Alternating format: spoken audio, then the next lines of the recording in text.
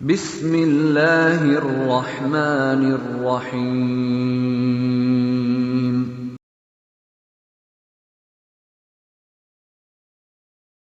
الحمد للہ رب العالمین والصلاة والسلام علی سید الانبیاء والمرسلین وعلی آلہ واصحابہ اجمعین۔ تمام حضرات رسالت امام صلی اللہ علیہ وآلہ وسلم کی بارگاہ میں درود و سلام کا نذرانہ اللہم صلی وسلم وبارک علی سیدنا و مولانا محمد بعدد قدرات الانتظار۔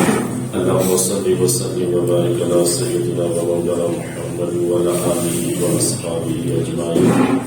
رب اشرح لي صدري ويسر لي امري واحلل عقدة من لساني يفقهوا قولي۔ لا إله إلا أنت سبحانك إني كنت من الظالمين۔ خالق کائنات اللہ رب العزت جل جلالہ ارشاد فرماتا ہے، یا ایھا الناس اعبدوا ربکم الذی خلقکم والذین من قبلکم لعلکم تتقون۔ ارشاد فرمایا کہ اے لوگو،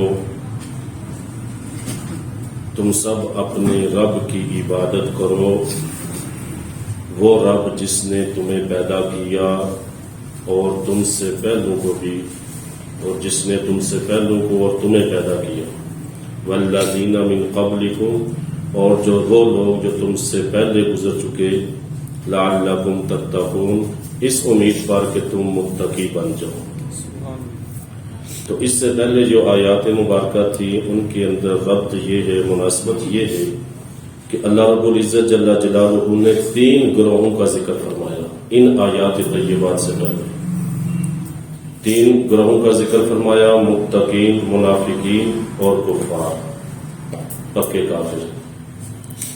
تو ان کے اندر ان کے اوصاف اور ان کی علامات کو بھی ذکر فرمایا۔ یہ واضح کیا کہ منحرف لوگوں کے احوال جو بیان کیے گئے ہیں، سعادت مند لوگ انہیں دیکھ کر اپنے آپ کو ان طرح کی علامات سے بچائیں جو نفاق کے اندر لے جاتی ہیں۔ اس کے بعد متقین، منافقین اور کفار، ان تمام جمیع لوگوں کو جمع کر کے ارشاد فرمایا، ہے لوگوں، سب کو، یعنی مخاطب ہے اللہ کی ذات، جتنے بھی ہیں یہ پیچھے جو گزر چکے، ایمان والے بھی، منافقین بھی اور کفار بھی۔ تو ان تمام گروہوں سے خطاب فرمایا جا رہا ہے، یا ایھا الناس اعبدوا ربکم الذی خلقکم والذین من قبلکم، ہے ایمان والے، ہے لوگوں اپنے رب کی عبادت کرو جس رب نے تمہیں بھی اور تم سے پہلے لوگوں کو پیدا کیا۔ عبادت کا مقصد کیا؟ فرمایا لعلکم تتقون، اس امید پر کہ تم متقی پرہیزگار بن جاؤ۔ عبادت کا مقصد تقوی حاصل کرنا، متقی بننا، پرہیزگار بننا۔ تو عبادت فرمایا اعبدوا، اپنے رب کی عبادت کرو۔ تو عبادت کا لغوی معنی اطاعت کرنا، اطاعت کرنا خضوع کے ساتھ، یعنی عاجزی کے ساتھ اور اپنے آپ کو تواضع کے ساتھ، عاجزی کے ساتھ اللہ رب العزت کی بارگاہ میں جھکا لینا، اس کو کہتے ہیں خضوع۔ اطاعت کرنا عبادت کا معنی۔ اور عبادت جو بندگی ہے، اس کی اصل جو ہے نا، اس عبودیت کی اصل جو ہے وہ ذلت اور خشوع ہے۔ ذلت کس معنی میں؟ کہ انسان اپنے آپ کو جھکاتا ہے، لیکن رکوع کا مقام پھر سجدے میں چلے جانا، اللہ کے سامنے خشوع کا اظہار، ذلت کا اظہار، تو یہ صرف رب کی بندگی ہو سکتی ہے۔ تو عبادت اس معنی کے اندر کہ ایسا فعل کرنا یا ایسا فعل کرنا جس سے رب راضی ہو، یا ایسا فعل جس سے رب راضی ہو۔ اور اس کا اصطلاحی معنی کیا ہوگا کہ اعتقاد الوہیت کے ساتھ کسی کی تعظیم اور اطاعت کرنا اس کو عبادت کہتے ہیں۔ اعتقاد الوہیت کے ساتھ، الوہیت کیا کہ معبود مان کر اطاعت کرنا اور تعظیم کرنا اس کو عبادت کہتے ہیں۔ اور اس کا شرعی معنی کیا ہوگا؟ شرعی معنی اس کا یہ ہے کہ عبادت اس انتہائی تعظیم کا نام ہے۔ عبادت اس انتہائی تعظیم کا نام ہے جو بندہ اپنی عبدیت یعنی اپنا بندہ ہونے کا، اور الوہیت یعنی رب کے معبود ہونے کے اعتقاد کے ساتھ جس کو بچانا ہے، اس کو عبادت کہتے ہیں۔ آپ دوبارہ سماعت کر لیں کہ اپنی یعنی عبادت کی انتہائی تعظیم یہ ہے کہ بندہ اپنی عبدیت کا اعتراف کرے کہ میں تیرا بندہ ہوں، اور الوہیت یعنی رب کو معبود مان کر اس کا اعتراف کر کے اس کی اطاعت اور تعظیم کرنا، اس کو عبادت کہتے ہیں۔ شرعی معنی کے اندر اس کو عبادت کہا جاتا ہے۔ یعنی ہم اعتراف کرتے ہیں اللہ کی بارگاہ میں عبدیت کا، بندگی کا، کہ رب تیرے بندے ہیں، اس کا اعتراف ہو، اور اس کے بعد الوہیت کا اعتراف۔ الوہیت یعنی اللہ کو معبود ماننا، اس کو رب ماننا، اس کے سوا کسی کو الہ نہ ماننا، کسی کو عبادت کا مستحق نہ ٹھہرانا، یہ عبادت ہے۔ تو فرمایا لوگوں تم سب اپنے اس رب کی عبادت کرو، اپنے رب کی جس رب نے تمہیں پیدا کیا اور تم سے پہلے لوگوں کو پیدا کیا۔ مقصد کیا؟ لعلکم تتقون، اس امید پر کہ تم متقی بن جاؤ۔ اب اس کے اندر آپ دیکھیں تینوں گروہوں کو عبادت کا حکم دیا گیا، ایمان والوں، متقی کو بھی، جن کی صفات آپ نے سورہ بقرہ کے شروع میں سماعت فرمائی۔ پھر اس کے بعد اگلی جو 6 اور 7 آیت تھی جس کے اندر کفار کا ذکر کیا، ان کو بھی عبادت کا حکم دیا جا رہا ہے۔ پھر اس کے بعد 8ویں سے لے کے 8ویں آیت سے لے کے 20 تک جہاں منافقین کا ذکر ہوا، ان کی علامات کا ذکر ہوا، ان کی سزا کا ذکر ہوا، ان کو بھی عبادت کا حکم دیا جا رہا ہے۔ تو عبادت کس معنی میں؟ وہ جو متقی ہیں وہ تو پہلے عبادت کرتے ہیں، پرہیزگار ہیں، ان کی علامات اللہ نے بیان فرمائی، وہ تو نماز بھی قائم کرتے ہیں، اللہ پر ایمان رکھتے ہیں، غیب پر ایمان رکھتے ہیں، نماز قائم کرتے ہیں، اللہ کی راہ میں مال دیتے ہیں، پہلے اس کتاب پہ اور پہلے کتابوں پہ ایمان بھی رکھتے ہیں۔ تو متقین کو، ایمان والوں کو جو عبادت کا حکم، اس سے مراد یہ ہے کہ ایمان والے اور زیادہ عبادت کریں۔ یا ایھا الناس اعبدوا کے اندر ہم دیکھیں نا، لوگوں سب لوگوں کو خطاب فرمایا، تمام گروہوں کو، تو مطلب ہو گیا لوگوں ایمان والوں کی جب ہوگی تو مراد ہوگا اور زیادہ عبادت کرے اور دائمن کرے، یعنی عبادت پہ ہمیشگی اختیار کرے۔ نماز پڑھتے ہیں تو نماز نہیں چھوٹنی چاہیے، رمضان کے روزے آتے ہیں تو کوئی روزہ بلا عذر نہیں چھوٹنا چاہیے۔ جو عبادت کرتے ہیں اس عبادت میں دوام ہونا چاہیے، ہمیشگی ہونی چاہیے۔ یہ یعنی کہ ایمان والوں کو، مومن کو عبادت کا جو حکم دیا اس سے مراد یہ۔ اور منافقین کو جو عبادت کا حکم دیا اس سے مراد یہ ہے کہ پہلے اپنے نفاق کو ترک کرو، جو تمہارے دلوں میں نفاق ہے، منافقت ہے جو تمہارے اندر، اس منافقت کو ترک کرو، اس نفاق کو ترک کرو، اس کے بعد تم اپنے سچے دل سے اپنے رب کی عبادت کی طرف آؤ۔ اور کفار کو عبادت کا حکم، اس سے مراد یہ ہے کہ سب سے پہلے ایمان لاؤ، ایمان لانے کے بعد اپنے رب کی عبادت کرو۔ تو یہ جو فرمایا یا ایھا الناس اعبدوا، جمیع لوگوں کو حکم دیا کہ اپنے رب کی عبادت کرو۔ اس کے اندر مسلمان بھی، اس کے اندر منافقین بھی، اس کے اندر کفار بھی، پکے کافر بھی آتے ہیں۔ تو کفار ایمان لائیں گے، منافق پہلے نفاق چھوڑیں گے، کیونکہ کسی چیز پہ جو کام کسی چیز پہ موقوف ہو اس کام کا حکم دینا اس کے لیے لازم ہے۔ جو کام کسی چیز پہ موقوف ہو اس کے لیے لازم ہے کہ وہ پہلے وہ کام کیا جائے، پہلے وہ سمجھ آ گئی۔ جو کام کسی چیز پہ موقوف ہو نا، لازم ہے پہلے اس کام کو کیا جائے۔ جیسے آپ کہیں گے اپنے بیٹے کو یا کسی کو چلو نماز پڑھو، نماز کا حکم دیا نا، تو نماز کے لیے لازم کیا؟ پہلے وضو کرو، پہلے وضو کرو. تو اسی طرح کفار کو جو عبادت کا حکم دیا، مراد یہ کہ پہلے ایمان لاؤ، منافقین پہلے نفاق چھوڑو، اس کے بعد سچے دل سے اپنے رب کی عبادت کی طرف آؤ، اپنے رب کی عبادت کی طرف آؤ. پھر اس کے بعد فرمایا جو مقصد بیان کیا عبادت کا، فرمایا تمہیں عبادت کا حکم اس لیے دیا گیا لعلکم تتقون، تاکہ تم پرہیزگار ہو. لعلکم عربی زبان میں لعل کا جو لفظ ہے وہ امید کے لیے آتا ہے، امید کے لیے آتا ہے. اردو کے اندر اس کو کہتے ہیں نا شاید، کہتے ہیں شاید ایسا ہو جاتا، شاید ایسا ہوا ہو. تو شاید کا لفظ یعنی یہ سمجھ لیا لعلکم تتقون یعنی شاید. تو مطلب یہ ہوتا ہے یہ اس شخص سے متصور ہوتا ہے ایسا کلام، یہ کلام وہ شخص کر سکتا ہے جسے مستقبل کا نہ پتا ہو، جسے مستقبل کا نہ پتا ہو وہ کہہ سکتا ہے لعلکم، شاید یار ایسا ہوتا. امید ہے نا. تو اللہ کی ذات کو اس سے پاک ہے، اللہ تو علام الغیوب ہے، وہ تو جانتے ہیں مستقبل کو، ہر چیز کو جانتے ہیں. تو یہاں پر جب یہ اللہ کے لیے، یہاں پر جو اس کا معنی یہ نہیں ہوگا کہ اللہ کو امید ہے، فرمایا نا لعلکم تتقون، اس امید پر کہ تم متقی بن جاؤ. یہ مراد نہیں ہے کہ اللہ کو امید ہے، اللہ کو امید ہے کیونکہ اللہ تو امید تو وہ ہوتی ہے مستقبل کا جسے نہ پتا ہو. تو یہاں پر معنی یہ ہے کہ اللہ کو، معنی یہ نہیں کہ اللہ کو امید ہے، بلکہ معنی یہ ہوں گے کہ تم امید رکھو کہ تم متقی بن جاؤ گے.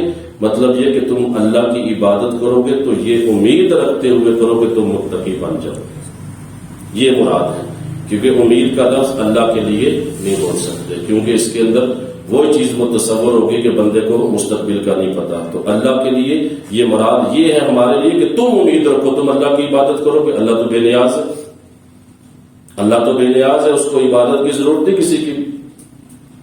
انسان اور جن و انس اس کی عبادت کرتے ہیں تو اس کی صفات میں یا ذات میں کوئی اضافہ نہیں کر سکتے.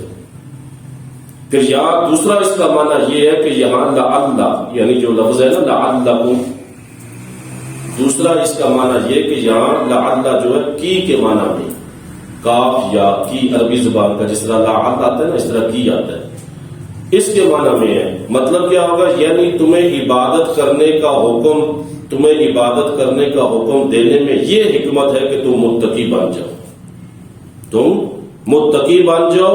اور متقی جب تم بنو گے تو تمہیں دارین کی سعادت حاصل ہو جائے گی. تو یہاں پر اللہ رب العزت نے تمام انسانوں کو خطاب فرمایا، تمام لوگوں کو خطاب فرمایا اور فرمایا کہ اللہ اس رب کی عبادت کرو جس نے تمہیں پیدا کیا، تم سے پہلے لوگوں کو پیدا کیا. وہی خالق ہے، وہی خالق کل شے ہے، ہر چیز کا پیدا کرنے والا وہی ہے، اس کے سوا کوئی معبود نہیں، اس کے سوا کوئی خالق نہیں. ہر شجر و حجر، ہر تر و خشک اسی نے پیدا کیا، وہی اس کا خالق ہے، اسی کا خالق ہے. اور قرآن حکیم کے اندر اس تخلیق کا رب کائنات نے جا بجا ذکر فرمایا. پھر ہمارا تتقون، تمہیں تقوی مل جائے. اور تقوی کے متعلق میں عرض کر چکا ہوں جو پچھلے ہدی للمتقین کے اندر، متقین کی صفات کے اندر تقوی کا عرض کر چکا ہوں. مختصراً یہ کہ تقوی کا اعلیٰ رتبہ یہ ہے کہ انسان اللہ رب العزت کے سوا ہر چیز سے بری ہو جائے. تقوی کا اعلیٰ ترین رتبہ اور اصل یہ ہے کہ انسان اللہ کے سوا ہر چیز سے بری ہو جائے. اس کا مطلب یہ نہیں کہ انسان جناب سب کچھ چھوڑ کے، ہر چیز چھوڑ کے غاروں کے اندر بیٹھ جو اللہ اللہ کرتا رہے، یہ اس کا مطلب نہیں، بلکہ اس کا مطلب یہ ہے کہ وہ اپنے تمام فرائض، حقوق اور ذمہ داریوں کو اللہ کی وجہ سے پورا کرے. یہ تقوی کا کہ وہ اپنے تمام فرائض اور حقوق جو ہیں اور ذمہ داریاں ہیں وہ اللہ کی وجہ سے پورا کرے کہ مجھے اللہ نے حکم دیا، اور اپنے ہر کام کے اندر، ہر فرض کے اندر، ہر واجب کے اندر، ہر فرائض کے اندر، ہر ذمہ داری کے اندر وہ اللہ رب العزت کی خوشنودی کو مد نظر رکھے کہ میں یہ کام اللہ کی رضا کے لیے کر رہا ہوں. تو اس کو تقویٰ کہتے ہیں. لا رہبانیت فی الاسلام، ہمارے پاک نبی نے فرما دیا اسلام میں کوئی رہبانیت نہیں ہے کہ تم جناب سب سے قطع تعلق اختیار کر کے غاروں میں جا بیٹھو، کھانے پینے کی ہوش نہیں، مستقل روزے رکھنا شروع کر دو. اللہ کے رسول نے اپنے صحابہ کو بھی منع فرمایا اس سے، کھائے پیے بغیر روزے رکھنا، اپنے آپ کو اذیت دینی، لوگوں سے تعلق توڑ لینا، گھر والوں کو چھوڑ دینا، کسی صورت یہ جائز نہیں.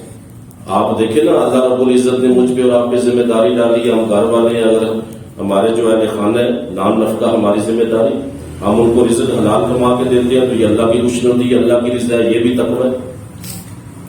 تو تقوی کا مطلب یہ نہیں کہ بندہ سب کچھ چھوڑ چھاڑ کے صرف مسلح پہ بیٹھ جائے یا غاروں میں چلا جائے، دنیا کو چھوڑ دے، گھر والوں کو چھوڑ دے، ذمہ داریاں ادا نہ کرے، فرائض جو اللہ نے اس پہ لاگو کیے ہیں اس کو ادا نہ کرے، تو اس کو تقوی نہیں کہتے۔ تو فرمایا لعلکم تتقون، تمہیں تقوی نصیب ہو، تمہیں تقوی ملے، اس امید پر تو عبادت سے تقوی نصیب ہوتا ہے، اللہ کی عبادت سے تقوی نصیب ہوتا ہے، اور آخرت متقین کے لیے، آخرت کے اندر جن کی عزت اور افزائی ہوگی، جن کو اللہ رب العزت انعامات سے نوازے گا، جن کو اللہ رب العزت اپنے عرش کا سایہ عطا فرمائے گا، اور جو جنت میں سب سے پہلے جائیں گے، اور جو حشر والے دن غمگین نہیں ہوں گے، پریشان نہیں ہوں گے، وہ متقین ہیں، اور سب سے اعلیٰ درجے میں اللہ کے اولیاء ہوں گے، اللہ کے جو دوست ہیں۔ تو ساتھ اور تقوی کا مقصد عبادت کا مقصد تقوی، لیکن اس کے اندر سب سے خطرناک چیز یہ کہ اپنے آپ کو متقی سمجھ لینا۔ ہم کہتے ہیں نا بعض اوقات ہوتا کیا ہے کہ بعض لوگ نمازی ہوتے ہیں، نیک کام کرتے ہیں، اپنا نوافل ادا کرتے ہیں، لیکن دوسروں کو حقارت کی نظر سے دیکھتے ہیں، جو نماز نہیں پڑھتے، جو ان سے کام پڑھتا ہے، اپنے قریب نہیں آنے دیتے، اپنی جگہ پہ نہیں بیٹھنے دیتے، یا خود پسندی کا شکار ہوتے ہیں، جس طرح میں عرض کی نا کہ خود اپنی تعریف کے متلاشی ہوتے ہیں۔ اپنے آپ کو متقی سمجھ لینا، یہ سمجھ لینا کہ میں نیک ہو گیا ہوں، تو سمجھ لے کہ بندہ تباہی کے کڑے میں جا لیتا ہے۔ اس سے اللہ کی پناہ مانگنی چاہیے، کیونکہ اللہ رب العزت نے اپنے پیاروں کی صفات جو قرآن حکیم میں ذکر فرمائی نا، وَعِبَادُ الرَّحْمَنِ الَّذِينَ يَمْشُونَ عَلَى الْأَرْضِ هَوْنًا وَإِذَا خَاطَبَهُمُ الْجَاهِلُونَ قَالُوا سَلَامًا، آگے فرمایا وَالَّذِينَ يَبِيتُونَ لِرَبِّهِمْ سُجَّدًا وَقِيَامًا وَالَّذِينَ يَقُولُونَ رَبَّنَا اصْرِفْ عَنَّا عَذَابَ جَهَنَّمَ۔ عباد الرحمن کہا جا رہا ہے کہ میرے بندے، میرے رحمان کے بندے، اور ان کی صفات دو صفتیں یہ ذکر فرمایا ان کا کام، ان کی راتیں والذین یبیتون، بیتتی ہیں، گزرتی ہیں سجدے اور قیام کی حالت میں، لیکن عاجزی کا عالم کیا، اس کے باوجود اللہ کے خوف کا عالم کیا، کہتے ہیں یقولون ربنا اصرف عنا عذاب جہنم، اے ہمارے رب ہمیں جہنم کے عذاب سے بچا۔ یعنی عاجزی، خود پسندی نہ آئے، تکبر نہ آئے۔ عبادت کا تکبر بھی ہوتا ہے، جس طرح معاملات میں تکبر ہے، انسان کی چال ڈال میں تکبر ہو سکتا ہے، اس کے کلام میں تکبر ہو سکتا ہے، اس کے افعال و اقوال میں تکبر ہو سکتا ہے، اسی طرح عبادت کے اندر بھی تکبر ہے، اور جب عبادت کے اندر تکبر آ جائے تو سمجھ لیں انسان برباد ہو گیا، ساری جمع پونجی اس کی ضائع ہوگی۔ تو اس سے منع فرمایا گیا۔ اس کے اندر بڑی بڑی چیزیں غور کرنا چاہیے، سوچنا چاہیے، تفکر کرنا چاہیے۔ آپ دیکھیں نا نوجوان طالب علم ہے، آپ میں سے جو بریک سے بریک سوال جو جز جو ہوتا ہے اس پہ غور و فکر کرتے ہیں، سائنسی علوم میں جو جاتے ہیں، کیمسٹری کے اندر، فزکس کے اندر، بیولوجی کے اندر، وہ جو اس کے فارمولے ہیں کس قدر غور دقیق کے ساتھ غور کرتے ہیں، بڑے غور و فکر کرتے ہیں۔ تو اسی طرح یہ جو ہمارا تعلق، یہ جو ہماری پاک کتاب اللہ کی، پھر ہماری آخرت کا جو تعلق ہے، یہ تو حقیقت پر مبنی۔ دنیا معافیا یہیں رہ جائے گا نا، دنیا کے ہوتے اصل چیز تو یہ، اس کے بارے میں بھی غور و فکر ہونی چاہیے، کوشش کریں اس کے بارے میں، جو روحانی بیماریاں ہیں ان کے بارے میں۔ تو یہ تقوی، عبادت کا مقصد تقوی، اور یہ ایمان والوں کی یہ علامت ہے اعلیٰ اچھے لوگوں کی کہ وہ اپنے آپ کو متقی نہیں سمجھتے، عبادت کے اعلیٰ درجے پہ فائز بھی ہو جائے۔ پھر اسی طرح سورہ سجدہ کے اندر آپ دیکھیں، آج سورہ سجدہ کے اندر ارشاد فرمایا تتجافى جنوبهم عن المضاجع يدعون ربهم خوفا وطمعا، فرمایا وہ اللہ کے بندے جن کی کروٹیں بستروں سے جدا رہتی ہیں راتوں کو، آپ دیکھیں تو صحیح، آوازاریاں کرتے ہیں راتوں کو، بے چین ہو جاتے ہیں جب اللہ موت کی یاد آتی ہے، آخرت کی یاد آتی ہے، اللہ کی بارگاہ میں پیشی کی یاد آتی ہے، بے چین ہو جاتے ہیں۔ نیند ان کی آنکھوں سے اٹھ جاتی ہے. جب دنیا آب خرگوش کے مزے دے رہی ہوتی ہے تو وہ اٹھ کے اپنے رب کو راضی کرنے کی تبدو کرتے ہیں. تو فرمایا کیا؟ فرمایا ان کی بستریں کروڑوں سے جدا ہوتی ہیں، یا تو وہ رب، ہم اپنے رب کو پکارتے ہیں خوف رکھتے ہوئے، بخشش کی تمنا کرتے ہوئے رب کو پکارتے ہیں. اللہ نے ان کی صفات قرآن میں ذکر فرمائی. پھر میں اکثر عرض کرتا ہوں کہ سب سے کائنات کے اندر، لوگوں کے اندر سب سے عظیم ہستیاں اللہ کے پاک محبوب صلی اللہ علیہ وسلم کے اصحاب ہیں، اور وہ عظیم ہستیاں جنہوں نے جو اللہ کے پاک رسول کے فیض یافتہ، صحبت یافتہ، آپ کی بارگاہ میں جن کی موجودگی میں وہی نازل ہوتی رہی. آپ دیکھ لیں ان کے خوف خدا کا، ان کا ڈر، ان کا تقوی، ان کا ورع، ان کی ورع کس قدر جناب ان کے اندر خوف. سیدنا عمر فاروق رضی اللہ تعالیٰ عنہ، آپ کے بارے میں آتا ہے بڑے جلالی طبیعت کے تھے، لوگ ڈرتے تھے ان سے. بلکہ حدیث مبارکہ میں فرمایا عمر واحد وہ صحابی ہیں شیطان بھی ان کو دیکھ کے رستہ بدل لیتے ہیں ان کے جلال کی وجہ سے. تو کسی بات پہ، وہ روایتوں میں آتا ہے کہ کسی بات پہ جب غضبناک ہوتے ہیں نا، غضبناک اسی وقت ہوتے تھے جب اللہ کی حد کو توڑا جاتا تھا. تو کوئی ساتھ والا ساتھی فوراً قرآن کی وہ آیات تلاوت کر دیتا جن کے اندر اللہ کے عذاب کا ذکر ہے، جہنم کا ذکر ہے. تو کنڈیشن کیا ہو جاتی؟ سارا غصہ رخصت ہو جاتا، جناب جسم کانپنا شروع ہو جاتا، ہچکیاں بن جاتی، اور بعض اوقات روتے روتے زمین پہ تشریف لا کے بے ہوش ہو جاتے. یہ خوف خدا کا جن کو اللہ کے رسول صلی اللہ علیہ وسلم نے اپنی زبان حق کے ترجمان سے دنیا میں جنت کی بشارت دی تھی. سیدنا ابو بکر صدیق کو دیکھ، سیدنا عثمان غنی، سیدنا علی المرتضی رضی اللہ تعالیٰ اجمعین، دیکھ لیں ان کے زہد و تقوی، خوف و ورع کس قدر. جنتی ہونے کے باوجود بھی اللہ کا ڈر. تو متقی اپنے آپ کو سمجھ نہ سمجھے بربادی کا راز ہو گیا. عبادت ہو، ریاضت ہو کسی کو، پھر اس کے بعد کسی ہر معاملے کے اندر قرآن حکیم تو جمیع ایمان والوں کی رہنمائی کرتا ہے نا، جمیع ایمان والوں کی. پھر خاص طور پہ وہ لوگ جو پیشوا ہیں، وہ لوگ جو مقتدا بھی ہی ہیں، جن کی اقتدا کی جاتی ہے، یا جو لوگ مشائخ ہیں جو اپنے مریدوں کی تربیت کرتے ہیں. قرآن تو سب کے لیے ہدایت ہے نا، ان کے لیے بھی لازم ہے، ان کے لیے زیادہ لازم ہے کہ وہ جناب تقوی کو اپنائیں، اللہ کے خوف کو اپنائیں، تکبر کا اظہار نہ کریں، لوگوں کو ان کی حیثیت سے کام نہ کریں، ان کو کمتر نہ سمجھیں. تو فرمایا لعلکم تتقون، اس امید پر کہ تم متقی بن جاؤ، کہ تم امید رکھو کہ تم متقی بن جاؤ. عبادت کا یہ مقصد. پھر آگے ارشاد فرمایا الذی جعل لکم الارض فراشا والسماء بناء وانزل من السماء، فرمایا وہ رب جس نے تمہارے لیے زمین کو فرش بنا دیا، زمین کو بچھونا بنا دیا، جس کے اوپر تم چلتے ہو، جس کے اوپر تم سوتے ہو، اور ایسا نظام قائم کیا کہ تم اس کے اوپر چلتے ہو، کھڑے ہو تو گرتے نہیں. اور اس زمین پہ بڑے بڑے پہاڑوں کو، ایسے ہیبتناک پہاڑ ہے، اس کو قائم کیا تاکہ اس کا توازن درست رہے، اور اس کی وسعتیں، اس کا پھیلاؤ چاروں طرف جا کر دیکھ لیں، انتہائی عظیم و شان ہے. ہر طرف اس کا جہاں تک دیکھیں نا، شاید ہی کوئی اس کی آخری کونے تک کیا ہو. فرمایا تمہارے لیے بنایا، اس زمین کو فرش بنایا. اللہ چاہتا ہے اس کے اندر کشش رکھی ہے جو اللہ نے. انسان چلتا ہے، وہ گرتا نہیں ہے، زمین اس کو اپنے گرفت میں نہیں لے لیتی یا گرا نہیں دیتی. تو فرمایا وہ جس نے تمہارے لیے زمین کو بچھونا بنایا، والسماء بناء، اور آسمان کو چھت بنایا، آسمان کو چھت بنایا، وہ آسمان دیکھے. فرمایا وَأَنزَلَ مِنَ السَّمَاءِ مَاءً، اور آسمان سے تمہارے لیے پانی نازل کیا.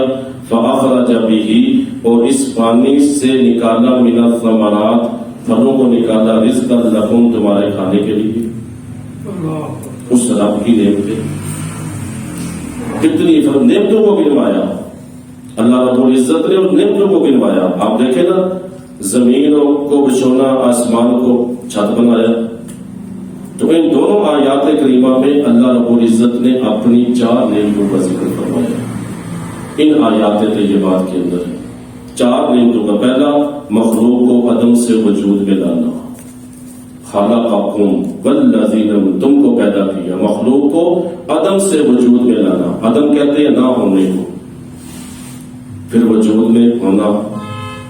پہلی نعمت اللہ کی، اللہ خلقکم، پیدا کیا، تمہیں پیدا کیا، تو رب تعالیٰ نے مخلوق کو عدم سے وجود میں لانا۔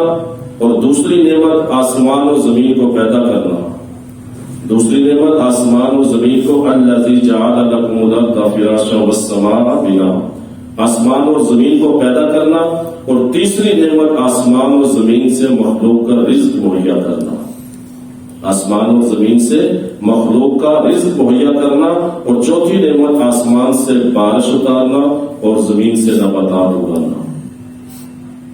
انسان صرف غور کر لینا کس قدر وہ رب کی نعمتوں میں ڈوبا ہوا ہے، یعنی یہ وہ چیزیں جو انسان کے اپنے علاوہ خارجی امور میں انسان غور کر لینا کہ اس کی ذات کے علاوہ، ذات کے اندر جتنا غور کرے انسان حیران ہوتا جائے گا کہ خالق کائنات ایسا پورا جسم کے اعضاء، دل، گردے، پھیپھڑے، پورا ایک نظام، جسم کے اندر ایک وہ وین، پوری وینز کا وہ نظام اس نے بچھایا، دماغ کی کتنی لگیں، کتنے خلیے انسان کے، وہ حسابی نظام بنایا، حرام مرض بنایا، پورا ایک نظام، مرید ہڈیوں کا دیکھ۔ انسان صرف اپنی ذات میں غور کرے تو وہ کس قدر نعمتیں انسان کے اوپر۔ تو رب تعالیٰ آسمان سے بھی رزق اتارا، آسمان کو بھی بنایا۔ اب آسمان کو بنایا، اب دیکھیں نا آسمان کیا ہے، آسمان کی حقیقت کوئی نہیں جان سکا آج تک۔ سائنس بھی صرف پہنچی ہے تو چاند تک پہنچی ہے، چاند تک پہنچی ہے، جو زمین سے 2.25 لاکھ میل دور ہے چاند، زمین سے 2.25 لاکھ میل کے فاصلے پہ چاند ہے، اور آسمان اس سے بہت آگے ہے۔ آپ دیکھیں پھر جہاں سائنس نے ستاروں کو دیکھا اپنے آلات کے ذریعے، لیکن ابھی تک ان تک پہنچ نہیں سکے، تو عقل انسان کی حیران رہ جاتی ہے۔ اور بعض سائنسدانوں نے جو جدید تحقیق کی، انہوں نے ابھی جدید تحقیق کے اندر ابھی دنوں میں، پچھلے دنوں میں آپ نے سنا اور شاید یا پڑھا ہو، انہوں نے تحقیق یہ کی ہے کہ بعض سیارے ایسے دریافت ہوئے کہ جن کے آگے یا ان سیاروں کی وسطوں کے اندر پتہ نہیں لاکھوں، کروڑوں، اربوں جہان آباد ہے۔ جس طرح میں نے عرض کیا تھا کہ امام مقاتل کے حوالے سے کہ اللہ نے 80,000 جہان پیدا کیے، تو آج سائنس بھی اس چیز کا ادراک کر رہی ہے۔ تو پہلا آسمان، یہ سارے ستارے، یہ سارے سیارے، سورج، چاند، یہ پہلے آسمان کے نیچے ہے۔ پہلا آسمان بھی بہت دور ہے، بڑی وسعتیں ہیں، آج تک انسان کا دماغ اس کا ادراک نہیں، پہلے آسمان تک نہیں پہنچ سکا، ادراک نہیں کر سکا۔ یہ رب کی قدرت ہے، یہ اللہ کی فرمایا اس آسمان کو، پھر وہ آسمان کی وسعتیں انسان پر نظر دوڑائے گا تو انسان کی نظر جناب جتنی مرضی دور جائے گی، وہ سورہ ملک کے اندر فرمایا تو وہ تمہاری نظر لوٹ آئے گی، تھک آئے گا، جتنا مرضی تم دیکھو۔ پھر اس آسمان پہ ستاروں زینت کے لیے، تو خالق کائنات کی قدرت جتنا بھی بندہ غور کرتا جائے نا، اگر وہ عقل مند ہے، صاحب شعور ہے، تو اس کا سر جھکتا جاتا ہے، وہ اعتراف عبدیت کے اندر، بندگی کے اندر جھک جائے گا کہ مالک تو ہی سب کچھ ہے۔ تو یہاں پر اللہ رب العزت نے 4 نعمتوں کا ذکر کیا، تو فرمایا تمہارے لیے فلا تجعلوا، یہ نعمتیں ذکر کرنے کے بعد فرمایا فلا تجعلوا للہ اندادا وانتم تعلمون، تو فرمایا تو تم نہ بناؤ شریک، اندادن شریک، اللہ کا شریک مت بناؤ۔ اتنی نعمتیں تم پر اللہ کی، اس قدر اللہ نے تم کو عطا کیا، تم اللہ کی نعمتوں میں ڈوبے ہوئے ہو، تم اپنی پیدائش پہ غور کرو، تم اللہ جو تمہیں کچھ کھاتے ہو، اللہ پھر فرض اگر آسمان سے بارش روک دے تو زمین کے نیچے سے بھی پانی ختم ہو جائے۔ ہمارے پنجابی میں کہتے ہیں نا، گاؤں والے وہ کہتے ہیں بور ڈونگے ہو گئے، پنڈا کہتے ہیں نا بور ڈونگے ہو گئے، پانی دے بور ڈونگے ہو گئے اور بارشاں نہیں ہوئی۔ وہ بور پانی کے جو ہم بور کرتے ہیں موٹر کا لڑکے کا، تو وہ پہلے 40-50 تھا، یا اب جناب 100 سے بھی نیچے، بعض علاقوں میں کہتے ہیں جی بور 150 فٹ سے نیچے چلا گیا، کیوں؟ بارشیں نہیں ہوں تو پھر زمین کے اندر بھی پانی سوکھ جاتا ہے۔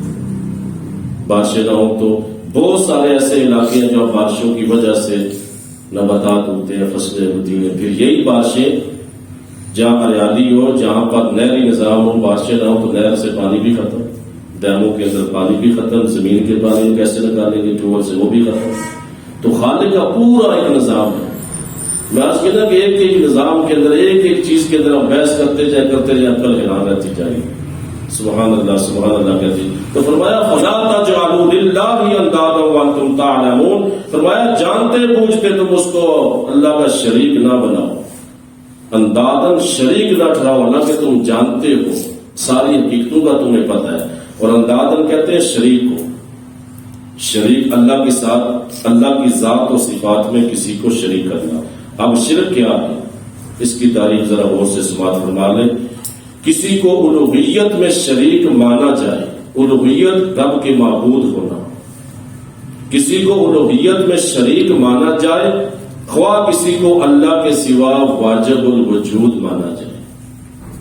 الوہیت رب ہونے میں کسی کو شریک مانا جائے، جس طرح کے مجوسی مانتے تھے، آتش پرست، یا کسی کو عبادت کا مستحق جانا جائے، جیسے بت پرست کرتے، ہندو کرتے ہیں، بت پرست کرتے ہیں، عبادت کا مستحق بتوں کو مانتے تھے، اللہ کو بھی مانتے تھے، لیکن وہ ان کو بھی عبادت اللہ کا شریک ٹھہراتے تھے، ان کی عبادت کرتے تھے. تو کسی کو الوہیت میں شریک مانا جائے، خواہ کسی کو اللہ کے سوا واجب الوجود مانا جائے، یہ بھی شرک ہے، یا کسی کو عبادت کا مستحق جانا جائے، یہ بھی شرک ہے. اور خلاصہ اس کے اندر یہ ہے، نوٹ فرما لیں کہ شرک کا مدار صرف دو چیزوں پہ ہے.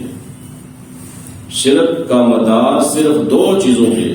پہلی چیز وجوب الوجود، واجب الوجود کہتے ہیں نا، واجب الوجود، اس کی تشریح کرتا ہوں میں. پہلی چیز واجب الوجود یا وجوب الوجود، اور دوسری چیز استحقاق عبادت، یعنی عبادت کا مستحق سمجھنا، استحقاق عبادت. اب واجب الوجود کیا ہے؟ واجب الوجود اس ذات کو کہتے ہیں کہ جو قائم بھی ذات ہو، قائم بھی ذات ہو، اپنی ذات پہ قائم، اور اپنے وجود میں جو کسی غیر کا محتاج نہ ہو. اپنے وجود میں، اپنے قائم ہونے میں، اپنے واجب الوجود ہونے میں کسی غیر کا محتاج نہ ہو. ہم اللہ کے محتاج ہیں نا اپنے وجود کے اندر. تو خلاصہ یہ کہ شرک کا مدار صرف دو چیزوں پر ہے، وجوب الوجود مطلب اور استحقاق عبادت. واجب الوجود کی تعریف میں نے آپ کے سامنے کی کہ جو قائم بھی ذات ہو، اپنے وجود میں غیر کا محتاج نہ ہو، اور تمام مخلوق جس کی محتاج ہو، اور عقلاً جس پر عدم محال ہو، یعنی ناممکن ہو کہ وہ عدم ہو سکتا ہے، اس کو کہتے ہیں واجب الوجود. تو جس نے اللہ کے علاوہ کسی کو الوہیت میں شریک جانا، یا کسی کو اللہ کے علاوہ واجب الوجود جانا، واجب الوجود جانا کسی کو بھی، تو وہ مشرک ہو جائے گا.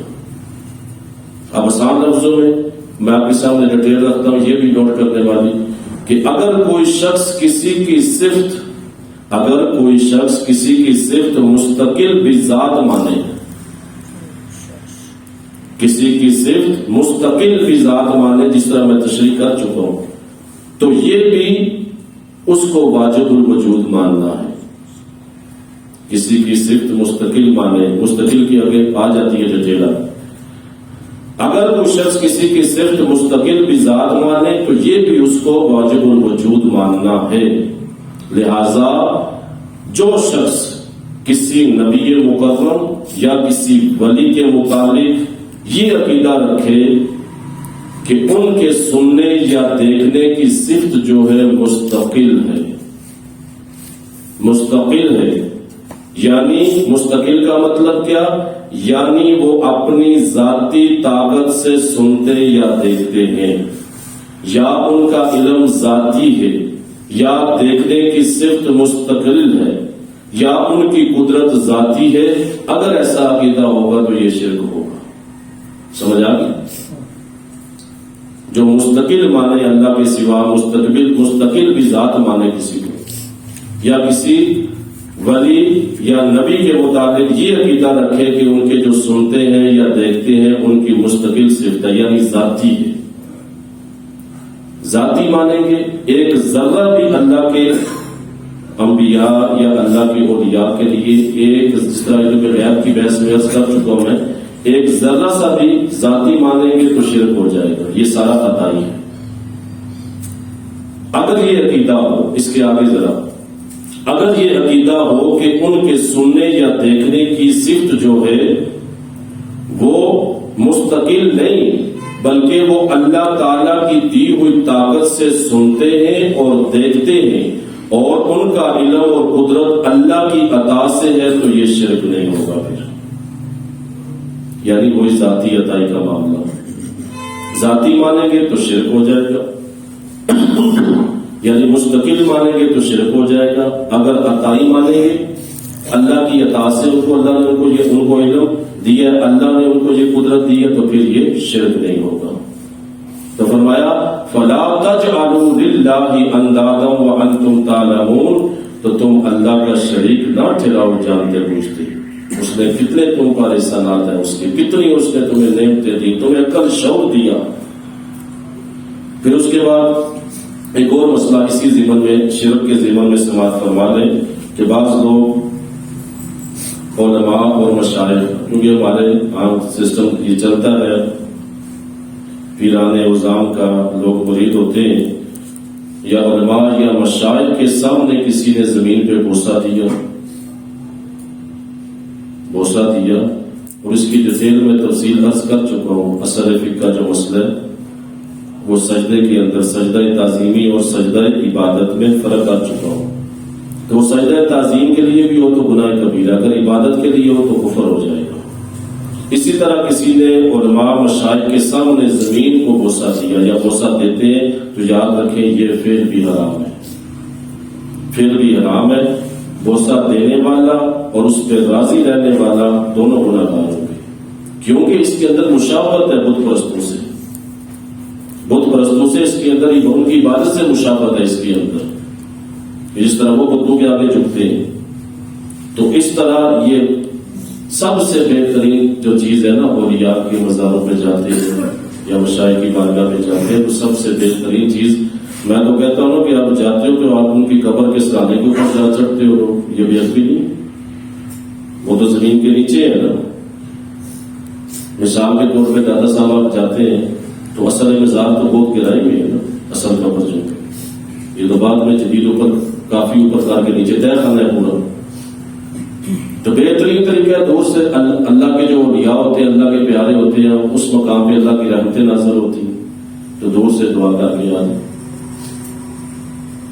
اتنے قریب مت جائیں، یا کم از کم 7 ہاتھ 5-7 فٹ کے فاصلے پہ کھڑے ہو جائیں، وہاں سے دعا مانگے اور واپس آ جائیں.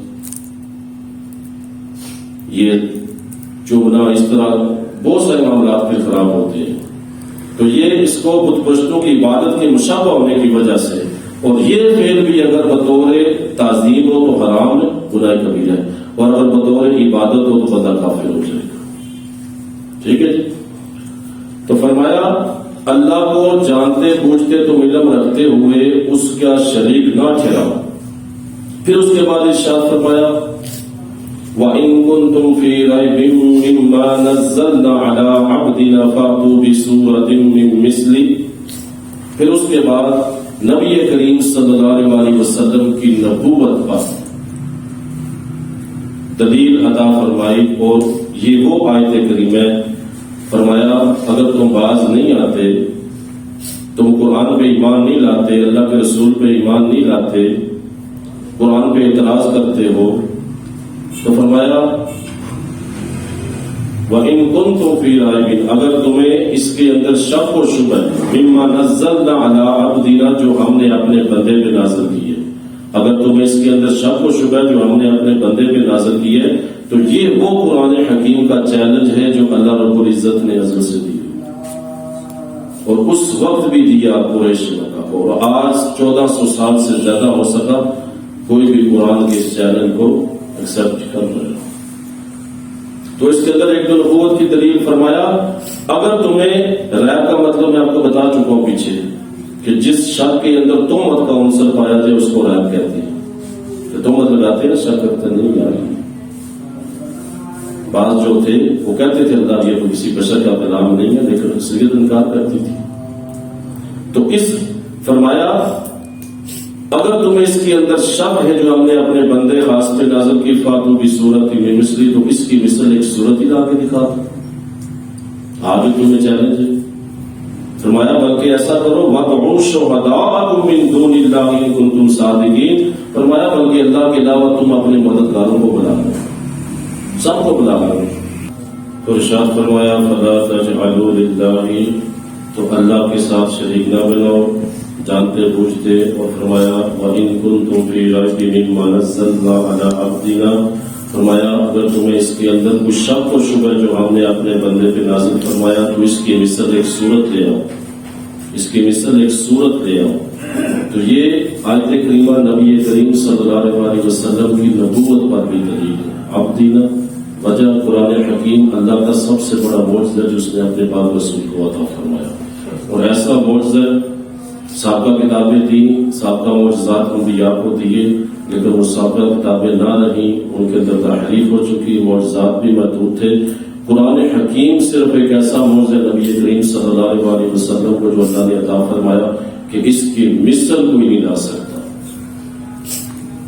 سب سے بڑی نبوت پہ یہ خلیفہ ہے. فرمایا جب تم نہیں کر سکتے، نہیں لا سکتے، اس طرح نہیں کر سکتے، تو مانو میرا نبی بھی سچ ہے، اس پر نازل ہونے والا قرآن بھی سچ ہے. تو فرمایا شہداءکم، شہداء شہید کی جمع ہے. اس کا مطلب مددگار بھی ہے، اس کا مطلب حاضر بھی ہے، اس کا مطلب گواہی دینے والا ہے. شہداء شہید کی جمع. اب شہید کا مطلب ہے نا جو اللہ کی راہ میں مارا جاتا ہے اس کو بھی شہید کہتے ہیں. تو وہ شہید کیوں کہتے ہیں؟ اس لیے کہ جب وہ شہید ہوتا ہے تو اس کا جو ثواب ہوتا ہے نا وہ حاضر ہو جاتا ہے اس کے سامنے، جنت کی صورت میں، نیکیوں کی صورت میں. تو حاضر ہو جاتا ہے، یعنی وہ ثواب جو ہوتا ہے وہ اجر ہوتا ہے اس کے سامنے حاضر ہو جاتا ہے جنت کی حوروں کی صورت میں. تو اس لیے اس کو بھی شہید کہا جاتا ہے جو اللہ کے راہ میں مارا جائے. فرمایا تم صادقین، اگر تم سچے ہو تو ایک آیت لا کے دکھا دو اس کی مثال. فَإِن لَّمْ تَفْعَلُوا وَلَن تَفْعَلُوا فَاتَّقُوا النَّارَ الَّتِي وَقُودُهَا النَّاسُ وَالْحِجَارَةُ أُعِدَّتْ لِلْكَافِرِينَ. فرمایا تم ہرگز ایسا نہیں کر سکتے. فَإِن لَّمْ تَفْعَلُوا، نہ کر سکو اگر تم، وَلَن تَفْعَلُوا، نہیں کر سکتے تم، کسی صورت نہیں کر سکتے. فرمایا فَاتَّقُوا النَّارَ الَّتِي، تو ڈرو اس آگ سے، الَّتِي وَقُودُهَا النَّاسُ وَالْحِجَارَةُ، وقود ایندھن، جس کا ایندھن آدمی اور پتھر ہے، جس کا ایندھن آدمی اور پتھر ہے. پھر اس آگ سے ڈرو. جب تمہیں چیلنج بھی دیا جا رہا ہے، تمہیں دعوت بھی دی جا رہی ہے کھلے عام، صرف تم نہیں اپنے مددگاروں کو بلا لو. اور وہ معاشرہ کون سا تھا؟ قرآن ان کی زبان میں نازل ہوا. وہ عرب کے شعراء جن کا شہرت پوری دنیا میں تھا، جن کا ڈنکا بجتا تھا، ایسے فصیح و بلیغ تھے، ایسے ان کو مہارت حاصل تھی کہ محدود الفاظ کے اندر جناب وہ بہت کچھ بیان کر دیتے تھے. الفاظ کا وہ معنی کا سمندر ہوتا تھا ان کے محدود الفاظ کے اندر. دو چار لفظ بولتے تو جناب اس کے اندر وہ پتہ نہیں کیا کچھ بیان کر جاتے. وہ ایسے ایسے فصیح و بلیغ ان کے شعراء تھے، ان کے جناب وہ نامی گرامی لوگ تھے جو جس طرف سے چاہتے فصاحت و بلاغت کے اندر جناب داخل ہو جاتے، جو کہتے جناب وہ بول دیتے، اس کو فصیح و بلیغ بنا کے آتے تھے. اتنی عبادت تھی. ان کو چیلنج دیا گیا. فرمایا صرف تم نہیں، مددگاروں کو بھی بلا دو. آج لا کے دکھاؤ، اس آیت کی مثل ایک صورت لا دو اگر تم سچے ہو. فرمایا نہیں لا سکتے. فائدہ اگر نہ لا سکو بلند تفر، اور ہم کہہ دیتے ہیں تم نہیں لا سکتے، تو اس آگ سے ڈرو جس کا ایندھن آدمی اور پتھر ہے. آدمی سے مراد وہی کفار جو چلے گی، اور ان سے مراد جو ہے وہ پتھروں سے مراد وہ بت ہیں ان کے جن کی وہ پوجا کرتے تھے. ان کی بے بسی دکھانے کے لیے ان کو دکھایا جائے گا، ان کے ساتھ عذاب دیا جائے گا. اور آگے فرمایا اعدت للکافرین، جو کافروں کے واسطے تیار کی گئی ہے. جہنم معلوم ہوا جہنم کن کے واسطے؟ کافروں کے واسطے تیار کی گئی ہے. جو کافر مریں گے، جو کفر والے ہیں، ان کے لیے. پھر اس کے بعد فرمایا وبشر الذین آمنوا وعملوا الصالحات ان لهم جنات تجری من تحتها الانہار تو آپ دیکھیں قرآن حکیم کا یہ اسلوب ہے کہ وہ ترغیب کے بعد ترغیب دیتے ہیں، ڈرانے کے بعد خوشخبری دیتے ہیں۔ آپ قرآن کا اسلوب دیکھیں، جہاں ترغیب ہوگی ڈرایا جائے گا، وہاں ترغیب بھی ہوگی، ترغیب بھی دلائی جائے گی، اور جس جگہ ڈرایا جائے گا اس کے بعد خوشخبری بھی دی جائے گی۔ جہاں کفار کا ذکر ہوگا وہاں ایمان والوں کا بھی ذکر ہوگا، جہاں عذاب کا ذکر ہوگا تو اللہ کی نعمتیں، اس کے بعد اللہ اپنی نعمتوں کا ذکر کرے گا۔ تو یہاں پر اللہ نے اپنے عذاب کا بھی ذکر کیا، جہنم کا ذکر کیا، ان کی نافرمانیوں کا، اس کے بعد اللہ نے خوشخبری کا ذکر کر دیا۔ کیا کہا؟ فرمایا بشر الذین وبشر الذین آمنوا، اے نبی آپ بشارت دے دیں جو ایمان لائے، وعملوا الصالحات، نیک اعمال کیے، ان لہم جنات تجری من تحتها الانہار، فرمایا ان کے لیے وہ جنت باغات ہیں جس کے نیچے نہریں رواں ہیں۔ اور اس جنت کے اندر فرمایا کلما رزقوا منها من ثمرات رزقا، فرمایا اس جنت کے اندر وہ جب بھی ان کو وہ جو کھانے کو دیا جائے گا، من ثمرات رزقا، کھانے کے لیے پھل دیے جائیں گے، کلما جب بھی ان کو روزی کو کھلایا جائے گا، منہا اس میں سے، من ثمرات رزقا جو پھل ہیں، جب بھی کھلائے جائیں گے ان کو، قالوا هذا الذي رزقنا من قبل، تو وہ جو پھل کھائیں گے نا تو وہ کہیں گے آگے سے اہل جنت کہ یہ تو ہم نے پہلے بھی کھا لی۔ تو اللہ فرماتا ہے وہ تو بھی متشابہہ، فرمایا اللہ کی صورتاً ملتا جلتا پھل ان کو دیا گیا۔ مطلب کیا کہ مختصر تشریح اس کی یہ کروں کہ وہ جس پیالوں میں ان کو دیے جائیں گی نعمتیں، جس رنگ کا پھل دیا جائے گا تو وہی دوبارہ جب دیا جائے گا نا ایک تو یہ، تو وہ کہیں گے یہ تو اسی طرح کا ہے، تو فرشتے کہیں گے نہیں اس کی رنگت ایک جیسی ہے لیکن اس کا ذائقہ مختلف ہے۔ یا اس طرح یہ بھی تفسیر ہے کہ دنیا میں جس طرح وہ پھل کھاتے تھے اس طرح اس کے مشابہ پھل ان کو دیے جائیں گے، اس لیے دیکھ کے کہیں گے کہ یہ تو اس طرح کا پھل ہے۔ تو فرمایا تمہیں صورتاً ملتے جلتے ان کو پھل دیے جائیں گے۔ فرمایا وَلَهُمْ فِيهَا أَزْوَاجٌ مُطَهَّرَةٌ، فرمایا ان کے لیے وہاں پہ پاکیزہ بیویاں ہوں گی، وَهُمْ فِيهَا خَالِدُونَ، اور اس میں ہمیشہ ہمیشہ رہیں گے۔ وَبَشِّرِ الَّذِينَ، اللہ نے اپنے نبی کو فرمایا بھی نے بشارت دے ایمان والوں کو اور عمل صالح کرنے والوں کو۔ اور جس طرح میں عرض کر چکا جہاں ایمان کا اکثر و بیشتر جہاں پر ایمان کا ذکر آتا ہے ساتھ عمل صالح کا ذکر لازم آتا ہے۔ تو یہاں پر اللہ رب العزت جل جلالہ نے اس آیت کے اندر 4 ان چیزوں کا ذکر کیا جو ہر انسان اپنے لیے ضروری سمجھتا ہے۔ آپ دیکھیں نا پہلے نمبر پہ انسان کیا، انسان کو رہائش چاہیے، فرمایا ان لہم جنات، تمہارے لیے جنت رہائش تمہارے، اور دوسرا انسان کو رزق چاہیے، کھانا پینا چاہیے۔ انسان کی دنیا کے اندر یہی ہے نا، رہائش ہونی چاہیے، کھانا پینا ہونا چاہیے، بیوی بچے ہونے چاہیے، اور کوئی ڈر خوف نہ ہو، اس مکان سے کوئی نکالے نہ، اپنا ہو۔ تو یہ بھی اللہ رب العزت نے 4 چیزیں ذکر فرما دی۔ فرمایا اللہ لہم جنات، ان کے لیے جنت ہے، مکان رہائش مل گیا۔ پھر فرمایا رزق، ان کو اللہ رزق بھی دے گا، جو چاہیں گے وہ کھائیں گے، جو چاہیں گے وہ کھائیں گے۔ اور پھر تیسرے نمبر پہ فرمایا ازواج مطہرہ، ان کو پاکیزہ بیویاں بھی دی جائیں گی، بیویاں بھی مل گی۔ اور سب سے بڑی نعمت وہم فیہا خالدون، چوتھے نمبر پہ فرمایا دوام ملے گا، ہمیشگی ملے گی، ان گھروں سے تمہیں کوئی نکالے گا نہیں، ان محلات سے تمہیں کوئی بے دخل نہیں کرے گا۔ تو یہ 4 چیزیں اللہ رب العزت نے ذکر فرمائی۔ اور فرمایا جنات، تو جنت اس باغ کو کہتے ہیں۔ جنت کیا ہے؟ جنت باغ کو کہتے ہیں۔ جنت کا بیسیکل ہم جنت عربی زبان کا لفظ ہے نا، تو ہم جنت کو جنت بول دیتے ہیں، تو لیکن جنت اصل بیسیکل عربی کا لفظ ہے، مطلب باغ۔ اور جنت اس باغ کو کہتے ہیں جس میں بہت زیادہ گھنے درخت ہو، وہ درخت اتنے گھنے ہوں کہ زمین کو چھپا لیں، اس کو جنت کہا جاتا ہے۔ تو جنت یہاں پر فرمایا جنات، جنات جمع کا صیغہ، تو جنت صرف ایک نہیں ہے، جنتیں 7 ہیں۔ کتنی؟ 7 جنتیں ہیں، آپ نام نوٹ کر لیں۔ 7 جنتیں، ایک جنت الفردوس، دوسری جنت عدن، تیسری جنت النعیم، چوتھی دار الخلد، 5ویں جنت المأوى، اور 6ٹھی دار السلام، اور 7ویں علیین۔ یہ 7 جنتیں، ان کو جنات کے ساتھ اللہ نے لہم جنات فرمایا، ان کے لیے باغات ہیں، جنات ہیں، یہ 7 جنتیں ہیں۔ اور اللہ رب العزت جل جلالہ ارشاد فرماتے ہیں قرآن حکیم میں، فَلَا تَعْلَمُ نَفْسٌ مَّا أُخْفِيَ لَهُم مِّن قُرَّةِ أَعْیُنٍ، فرمایا کوئی نفس نہیں جانتا، کوئی نفس نہیں جانتا، کسی کو معلوم نہیں کہ ان کی آنکھوں کی ٹھنڈک کے لیے اللہ نے کیا کیا چیزیں رکھی ہیں ان کے لیے۔ کوئی نفس نہیں جانتا. پھر بخاری شریف کے حدیث مبارکہ سیدنا ابو ہریرہ اس کے راوی اللہ کے پاک رسول ارشاد فرماتے ہیں، صحیح بخاری کی حدیث فرمایا، آپ ارشاد فرماتے ہیں کہ اللہ تعالیٰ فرماتا ہے میں نے اپنے بندوں کے لیے وہ چیزیں تیار کر رکھی ہیں جن کو کسی آنکھ نے دیکھا نہ کان نے سنا.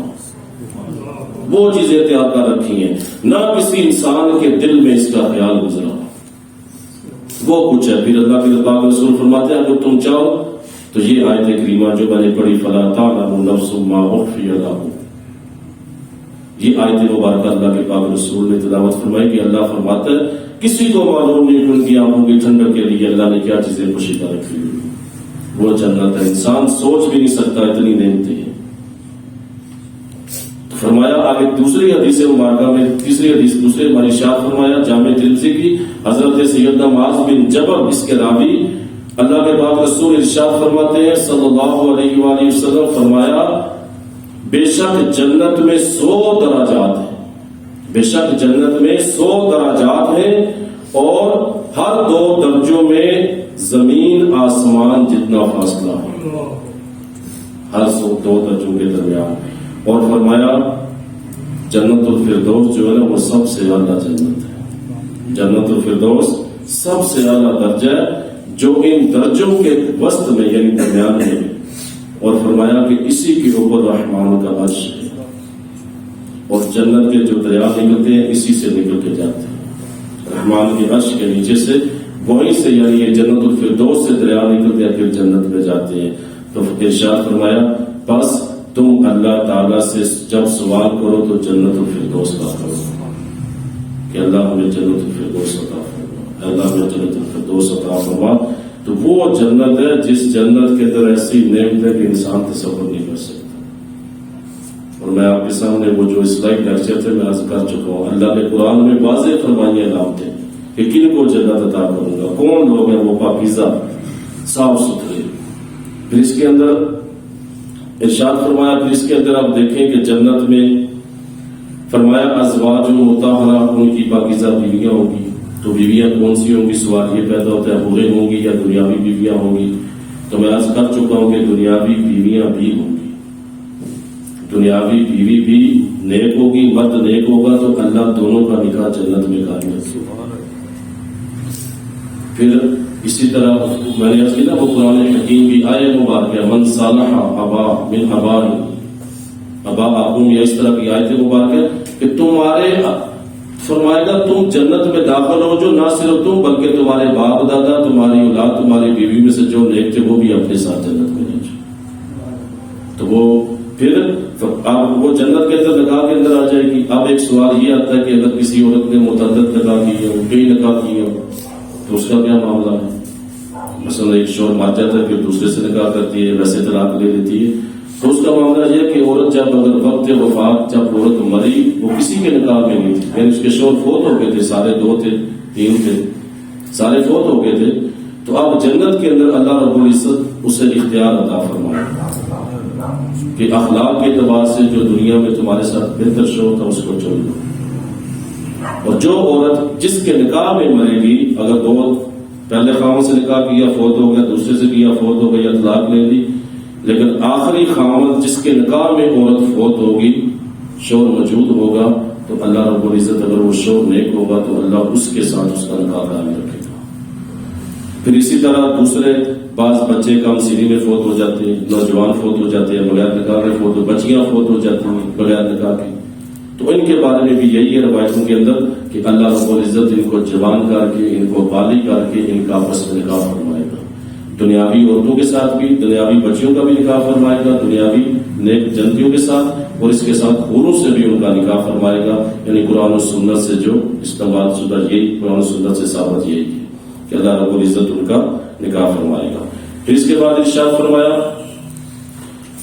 فرمایا تمہارے لیے اس کے اندر پاکیزہ بیویاں ہوں گی، تم اس میں ہمیشہ ہوگے. سب سے بڑی نعمت یہ کہ ہمیشگی ہے، اور یہ کوئی کتابی بات نہیں، یعنی افسانی بات نہیں. وہ سوچے بندہ ادراک کرے نا زندگی ہمیشگی والی، سینکڑوں سال، لاکھوں سال، اربوں سال، کھربوں سال گزر جائیں گے، جوانی قائم رہے گی، جنت قائم رہے گی اور نعمتیں قائم رہیں گی. اربوں سال بھی ختم ہو جائیں گے، گنتی وہاں ختم ہو جائے گی، لیکن ہمیشگی والی زندگی. اور کتنا نیک بخت انسان ہے کہ جو اس کے لیے جدوجہد کرے، تقویٰ کرے. اور کتنا کیا کہیں گے آپ اس کو، کتنا وہ بے وقوف یا بدبخت ہے جو اس عظیم الشان نعمتوں و ہمیشگی والی زندگی کو داؤ پہ لگا کے دنیا کو ترجیح دے، اللہ رسول کی نافرمانی کرے. بے عقل ایسا شخص ضرور لازمی قرآن و سنت کی روح سے. تو فرمایا اس میں ہمیشہ رہو گے. اب اس کے بعد ارشاد فرمایا ان اللہ لا یستحیی ان یضرب مثلا ما بعوضۃ فما فوقها فاما الذین آمنوا فیعلمون انہ الحق من ربہم. اب یہاں پہ ارشاد فرمایا کہ اس کے بعد اللہ رب العزت نے پیچھے دو مثالیں دی منافقین کی. آپ نے سنا تھا بارش نازل ہوتی ہے، ایک بارش کے آگ جلاتے ہیں تو جب وہ آس پاس روشنی ہوتی ہے تو اللہ ان کی بصارت ختم کر دیتا ہے. ایک وہ جب کڑک آتی ہے، بجلی آتی ہے، کانوں میں ہاتھ رکھ دیتے ہیں. اسی طرح اللہ نے قرآن میں ایک مکڑی کی مثال بیان کی، ان بتوں کی بے بسی اللہ نے قرآن میں بیان فرمایا کہ وہ تو اتنے بے بس ہیں، اپنے اوپر بیٹھے مکڑی کو نہیں لا سکتے، مکڑی کے جالے کو نہیں بنا سکتے یا مکھی کو نہیں اڑا سکتے. تو کفار نے جب یہ سنا نہ ہوں گے اللہ کیسا اللہ ان کا معذرت جو ایسی چھوٹی چھوٹی مثالیں بیان کرتے ہیں. تو ارشاد فرمایا ان اللہ لا یستحیی، اللہ رب العزت مثال یستحیی کا مطلب ہوتا ہے حجاب، لیکن اللہ کے لیے لفظ استعمال نہیں ہوگا کہ این یضرب مثلا ما بعوضۃ، کہ اللہ مثال دینے کے لیے ایک مچھر کی مثال دے، وما فوقها یا اس سے بھی حقیر نیچے کی چیز ہو تو اللہ اس کو ترک نہیں کرتا. یستحیی کا مطلب حیا اللہ کے لیے ہو تو مانا ترک کرے گی، کیونکہ اس کا مطلب کیا ہے، حیا کا مطلب ہوتا ہے برا کام کرتے وقت لوگوں کی ملامت اور خوف کی وجہ سے منقبض ہونا، یعنی سکڑنا سمجھنا حیا اس کو کہتے ہیں. تو اللہ تو اس سے پاک. تو جب اللہ کے لیے لفظ آئے گا لا یستحیی تو مطلب ہوگا اللہ ترک نہیں کرتا مثال دینے کو. اللہ مثالیں دیتا ہے، مثالوں کو ترک نہیں کرتا، چاہے وہ مثال ایک مچھر کی ہو یا اس سے بھی کوئی چھوٹی چیز کی ہو. تو ان مثالوں پہ انہوں نے اعتراض کیا تھا کہ تمہارا رب کیسے مثالیں دیتے، تو فرمایا اللہ اس کو ترک نہیں کرتا. فرمایا فَأَمَّا الَّذِينَ آمَنُوا فَيَعْلَمُونَ أَنَّهُ الْحَقُّ مِن رَّبِّهِمْ. فرمایا بہرحال جو ایمان والے ہیں وہ جانتے ہیں، وہ لوگ جو ایمان والے ہیں وہ جانتے ہیں کہ یہ مثال ان کے رب کی طرف سے حق ہے، ان کے رب کی طرف سے حق ہے. وَأَمَّا الَّذِينَ كَفَرُوا فَيَقُولُونَ مَاذَا أَرَادَ اللَّهُ بِهَذَا مَثَلًا. اور فرمایا بہرحال جو وہ لوگ جو کافر ہیں وہ کہتے ہیں کہ اللہ کا ارادہ کیا تھا اس سے، اللہ نے ارادہ کیا کیا بِهَذَا مَثَلًا، اس مثال سے. یعنی وہ کہتے تھے رب ہو گئے، تمہارا رب ہو گیا، ایسی چھوٹی چھوٹی مثالیں، چھوٹی چھوٹی چیزوں کے ساتھ مثالیں دیتے ہیں. فرمایا ایمان والے تو ایمان رکھتے ہیں، یہ مثال ان کے رب کی طرف سے حق ہے، وہ جانتے ہیں. لیکن وہ جو کافر ہیں وہ یہ اعتراض کرتے ہیں اللہ کیا ارادہ کرتا ہے اس سے، کیا کہنا چاہتا ہے، مثالیں بیان کرتے ہیں. بِهَذَا مَثَلًا. تو ارشاد فرمایا يُضِلُّ بِهِ كَثِيرًا وَيَهْدِي بِهِ كَثِيرًا. فرمایا اللہ ایسے ہی بہت سو کو گمراہ کرتا ہے اور ایسے ہی بہت سو کو ہدایت دیتا ہے ان مثالوں کے ذریعے. يُضِلُّ بِهِ كَثِيرًا وَيَهْدِي بِهِ كَثِيرًا. دونوں طرف کثیر کا ذکر فرما دیا اللہ رب العزت نے. اب کثیر گمراہ بھی، کثیر ہدایت والے بھی، دونوں کو کثیر. یہاں تو کثیر ہوتا ہے، یہاں قلیل ہوتا ہے، قلیل کے مقابل کثیر ہوتا ہے، یہاں دونوں کو کثیر فرمایا. اور ہم دیکھتے ہیں کہ وہ نافرمانی کرنے والے کثیر ہوتے ہیں، فرمانبرداری کرنے والے قلیل ہوتے ہیں. مسجد کا حساب لے اہل نمازی چند ہوتے ہیں، بے نمازی بہت سے ہوتے ہیں. مطلب وہی نا. تو یہاں گمراہ ہونے والے کثیر ہیں اپنی گمراہی کے اعتبار سے، تو ہدایت پانے والے اگرچہ قلیل ہیں لیکن وہ اپنے منصب اور رتبے کی وجہ سے ان کو کثیر کہا جاتا ہے. ان کا عہدہ، ان کا رتبہ، ان کے مراتب کے اعتبار سے ان کو کثیر کہا گیا. اور ارشاد فرمایا وَمَا يُضِلُّ بِهِ إِلَّا الْفَاسِقِينَ. اور فرمایا گمراہ تو وہی ہوتے ہیں، بڑھتے وہی ہیں جو فاسق ہیں، جو فاسق ہے. اور فاسق کسے کہتے ہیں؟ فسق کا معنی ہے اعتدال اور طریق مستقیم سے نکل جانا، طریق مستقیم سیدھے راستے سے ہٹ جانا، اعتدال کا راستہ چھوڑ دینا اور طریق مستقیم یعنی سیدھے رستے سے اپنے آپ کو ہٹا لینا، اس کو کہتے ہیں فسق، فاسق جسے کہتے ہیں۔ فرمایا نا وہی گمراہ ہوتے ہیں جو فاسق ہیں، اس کو فاسق کہا جاتا ہے۔ اور شریعت کے اندر گناہ کبیرہ کرنے والا فاسق ہوتا ہے، شریعت اسے فاسق کہتی ہے جو گناہ کبیرہ کرنے والا ہوتا ہے وہ فاسق ہوتا ہے۔ اب فاسق کے 3 درجے ہیں، اور یہاں پہ کون سا فاسق مراد ہے یہ بھی عرض کرتا ہوں۔ پہلا درجہ پہلے کو کہتے ہیں تغابی، تا غین الف با یا، تغابی۔ فسق کے تغابی کا مطلب کہ جو شخص کبھی کبھی کوئی گناہ کبیرہ کرے لیکن اس کو برا مانتا ہو، وہ تغابی ہوتا ہے۔ تا غین الف با یا، تغابی یعنی جو کبھی کبھی کبیرہ گناہ کرے لیکن اس کو برا جانتا ہے، اچھا نہیں سمجھتا۔ اور دوسرا انہماک، فسق کے انہماک یعنی جو شخص کبیرہ گناہوں کا عادی ہو اور اسے کوئی خوف بھی نہ ہو، یعنی انہماک ہے اس کا گناہوں کے اندر، کبیرہ گناہوں کا عادی ہے، نافرمانی کرتا ہے لیکن اسے خوف بھی نہیں، یہ اس کو بھی فاسق کہتے ہیں۔ اور تیسرا جحود، جحود یعنی حد سے نکلا ہوا، وہ شخص جو کبیرہ گناہ کو اچھا اور صحیح سمجھ کے کرتا ہے، تو ایسا شخص کافر ہو جاتا ہے۔ کبیرہ گناہ جس کو قرآن و سنت میں کبیرہ منع کیا گیا، جس پہ وعید آئی، تو جو شخص تیسری فسق کی قسم یہ ہے کہ جو شخص کبیرہ گناہوں کو اچھا اور صحیح سمجھ کر کرے تو ایسا شخص اس درجے میں جا پہنچتا ہے جسے کفر کہتے ہیں، وہ کافر ہو جاتا ہے۔ تو یہاں پر جو الا الفاسقین فرمایا وہ تیسرے درجے کے فاسق ہے، یعنی جو ایمان سے نکل چکے ہیں، جو اللہ کی مثالوں پہ اعتراض کرتے ہیں وہ ایمان سے نہیں، وہ تیسرے درجے کے فاسق ہے، یعنی جحود، جو گناہ کو اچھا بھی اور صحیح سمجھ کے کرتے ہیں۔ آگے ارشاد فرمایا ان کی بری صفات ذکر کیا کی، فرمایا الذین ینقضون عہد اللہ من بعد میثاقہ، فرمایا فاسق وہ کون ہے؟ فرمایا وہ لوگ ہیں جو اللہ کے ساتھ کیے ہوئے پختہ عہد کو توڑتے ہیں، اللہ کے ساتھ کیے ہوئے پختہ عہد کو توڑتے ہیں۔ کیا مطلب؟ اللہ کے ساتھ عہد کیا تھا، اللہ نے فرمایا تھا الست بربکم، کیا تمہارا رب نہیں؟ بلا شاہدنا، ہم گواہی دیتے ہیں تو ہی ہمارا رب۔ صبر نے کہا تھا عالم ارواح کے اندر سید آدم کی خود سے اللہ نے نکالا، پھر اپنے نبیوں اور رسولوں کے ذریعے جو لوگوں سے عہد دیا اس میں بھی سب نے قرار کیا۔ تو فرمایا ایک تو وہ اللہ کے ساتھ کے پختہ عہد کو توڑتے ہیں، جو اللہ کے ساتھ انہوں نے پختہ عہد کیا تھا۔ ایک عہد یہ بھی ہے کہ ایمان، اللہ رسول پہ ایمان لانا۔ فرمایا دوسری ان کی بیماری وَيَقْطَعُونَ مَا أَمَرَ اللَّهُ بِهِ أَن يُوصَلَ، اور اس رشتے کو کاٹتے ہیں جس سے جوڑنے کا حکم اللہ نے دیا ہے، یعنی صلہ رحمی، رشتہ داروں سے تعلق بنا کے رکھنا۔ یقطعون ما امر اللہ، اور کاٹتے ہیں اللہ کے جو اللہ نے امر دیا بہ ان یوصل، کہ اس کو ملا کے رکھو، یعنی رشتہ داروں سے تعلق نبھا کے رکھو، صلہ رحمی کرو۔ اور قرآن و سنت کے اندر جا بجا اللہ رب العزت نے صلہ رحمی کا حکم دیا، رشتہ داروں سے تعلق بنا کے ان سے ناراضگی سے منع کیا۔ دنیاوی عذر کی بنا پر کسی سے ناراض نہیں ہو سکتے مسلمان بھائی سے۔ تو یہ تو صلہ رحمی قریب والے، والدین ہو گئے، بہن بھائی ہو گئے، رشتہ دار ہو گئے، قرابت دار ہو گئے، چاچا ماموں پھوپھی خالہ، یہ سارے رشتے قرابت والے ہیں۔ دنیاوی وجوہات کی بنا پہ ان سے ناراض ہونا منع ہے، حرام ہے۔ تو فرمایا یہ فاسقوں کی علامت ہے، اللہ کے ساتھ عہد کو توڑتے ہیں اور رشتے کو کاٹتے ہیں، وَيُفْسِدُونَ فِي الْأَرْضِ، اور زمین میں فساد پھیلاتے ہیں، فساد کرتے ہیں۔ فرمایا اولئک هم الخاسرون، فرمایا یہی لوگ ہیں جو نقصان اٹھانے والے ہیں، گھاٹے میں رہنے والے ہیں، یہی خسارے والے، یہی لوگ ہیں جن کے یہ جو فاسق ہے، جو اللہ کے عہد کو نہیں پورا کرتے، جو رشتہ داری کو کاٹتے ہیں، جو زمین پہ فساد کرتے ہیں، فرمایا یہی لوگ خسارے میں رہنے والے ہیں۔ پھر آگے فرمایا کیف تکفرون باللہ وکنتم امواتا فاحیاکم ثم یمیتکم ثم یحییکم ثم الیہ ترجعون۔ یہ ساری زندگی کا فلسفہ بیان فرما دیا۔ پھر سب کچھ ذکر کرنے کے بعد فرمایا تم کیسے اللہ سے کفر کر سکتے ہو، کیف تکفرون باللہ، کیسے تم کفر کر سکتے ہو اللہ سے، کیسے روگردانی کر سکتے ہو اللہ کے ساتھ، کس طرح اس کی نافرمانی کر سکتے ہو۔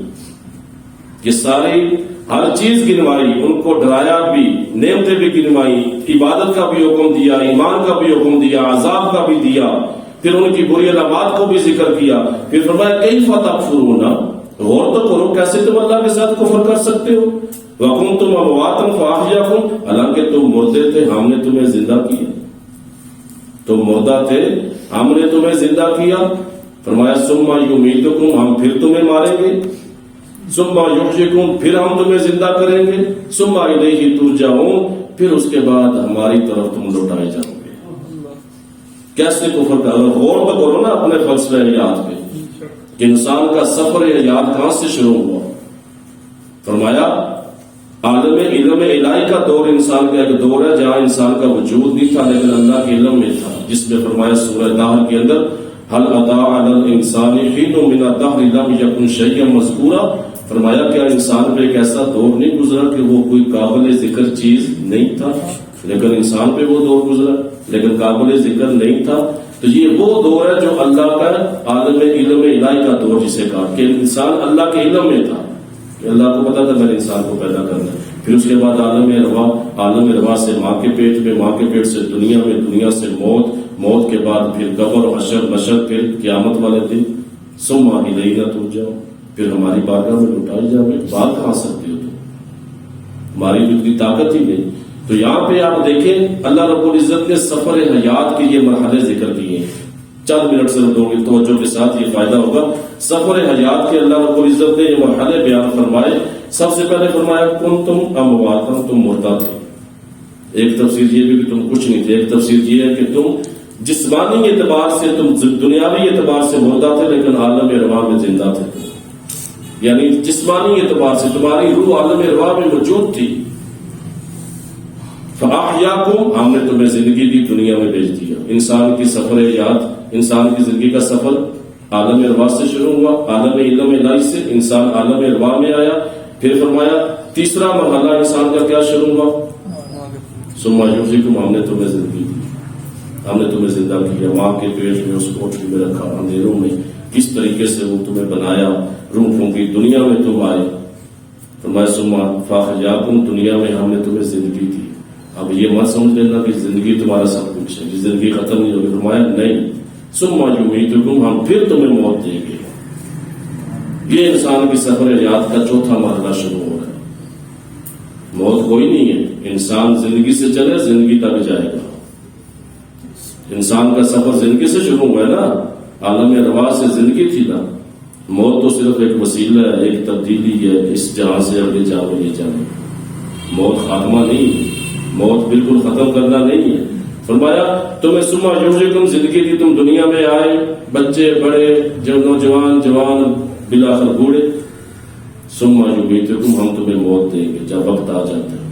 یہ انسان کی سفر حیات کا ایک مرحلہ ہے، موت خاتمہ نہیں ہے، موت خاتمہ نہیں ہے۔ یہ موت صرف سفر انسانی کے جو مرحلے ہیں نا، مختلف مرحلے، اس کا صرف ایک مرحلہ ہے۔ ہم کہتے ہیں نا انتقال ہو گیا، تو انتقال کا مطلب کیا؟ منتقل ہوگا ایک جہاں سے دوسری۔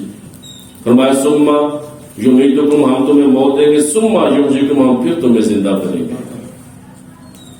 پانچواں مرحلہ، ہم تمہیں پھر زندہ کریں گے۔ ایک تفسیر اس کی یہ ہے کہ قبر میں تمہیں زندہ کر دیں گے۔ قبر کے اندر مردہ سنتے ہیں، سارا کچھ کرتے ہیں۔ اللہ کے رسول صلی اللہ علیہ وسلم، وہ جو بدر کی جنگ ہوئی تھی، وہ جو کافر مارے گئے تھے صحابہ، آپ نے ان کو پکار کے کہا تھا، صحیح بخاری کی حدیث ہے کہ تم اللہ کے وعدے کا شکار ہو گئے نا، جو تم سے وعدہ کیا گیا تھا، تم نہیں مانتے تھے، آپ بتاؤ۔ تو صحابہ نے کہا یا رسول اللہ، یہ سنتے ہیں۔ فرمایا جتنا تم سنتے ہو اتنا یہی سنتے ہیں، جواب نہیں دے سکتے۔ تو ثم یحییکم، ایک تو قبر کی زندگی میں تمہیں پھر زندہ کر دیا جاتا ہے۔ وہ زندگی ہوتی ہے تو پھر سوالوں کے جواب، سوال جواب ہوتے ہیں نا۔ وہ جو قبر کی آزمائش ہے، منکر نکیر آتے ہیں، من ربوں کا، ما دینوں کا، ما کنتا تو پورا ہو کہ آزم، 3 سوال ہوں گے۔ بڑی سخت آزمائش ہے، بڑی سخت آزمائش ہے، اللہ تعالیٰ اس میں ثابت قدم رکھے۔ بہت سخت آزمائش ہے وہ قبر کی پہلی رات، جو کسی نے نہیں دیکھی ہوگی، مرنے والے ہی دیکھتے ہیں، لیکن متقین کا اکرام ہوگا، لیکن ہر کسی سے وہ آزمائش نہیں ہے۔ فرمایا ثم یحییکم، ہم تمہیں زندہ کریں گے۔ یہاں حشر کی زندگی مراد ہے، حشر تک قبر میں رہو گے۔ ثم یحییکم، یا پھر ہم تمہیں زندہ کریں گے۔ ثم الیہ ترجعون، پھر تم ہماری بارگاہ میں لوٹائے جاؤ گے۔ انسان کے سفر حیات کا اگلا مرحلہ، سب سے آخری مرحلہ، کہ انسان جہاں سے چلا تھا پھر اسی جگہ جا پہنچے۔ موت کدھر گئی؟ موت تو آئی نہیں۔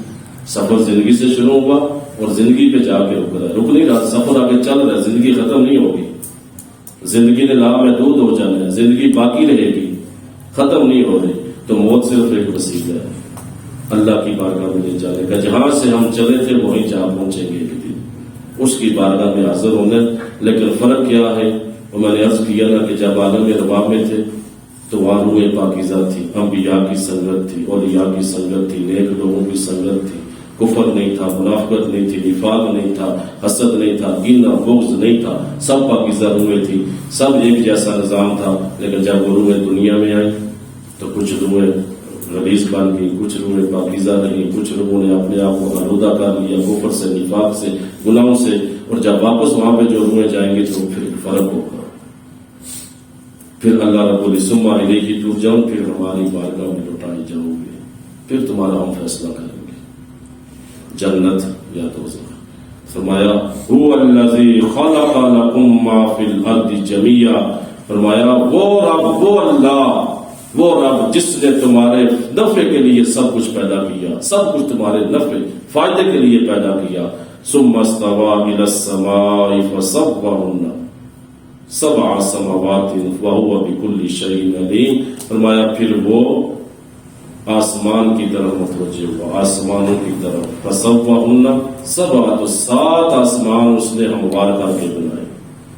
وهو بكل شيء عليم، تو وہ ہر شے کا علم رکھنے والا ہے، ہر شے کا علم رکھنے والا وہ رب ہے جس کی بارگاہ میں لوٹ کے جانا ہے. میرے محترم بزرگوں، عزیز بھائیوں، آخری کلام یہی ہے کہ ہمیں دنیا کے معاملات جو ہیں، دنیا کی ذمہ داریاں ہیں، وہ بھی ہمیں اللہ کی خوشنودی کے لیے انجام دینی چاہیے، لیکن نظر اپنی آخرت پہ ہونی چاہیے. یہ زندگی ہم سے پہلے آنے والے چلے گی، ہم بھی نہیں رہیں گے. ایک نہ ایک دن جانے تو وہ نعمتیں جہاں اللہ رب العزت نے تیار کی ہے ایمان والوں کے لیے، اس کا مستحق اپنے آپ کو بنانا ہے. اگر تو قرآن و سنت سے رشتہ جوڑنا. اللہ کی بارگاہ میں دعا ہے کہ اللہ جو سنا یاد رکھنے عمل کی توفیق عطا فرمائے. اللہ کریم ہم سب کو علم کے ساتھ عمل کے ساتھ اخلاص اور اخلاص کے ساتھ اپنا خوف عطا فرمائے. اللہ کریم خاتمہ بالخیر فرمائے. اللہ کریم اگر اس کے اندر کوئی غلطی کوتاہی ہوئی ہو، اللہ کریم اپنے حبیب کے صدقے معافی عطا فرمائے.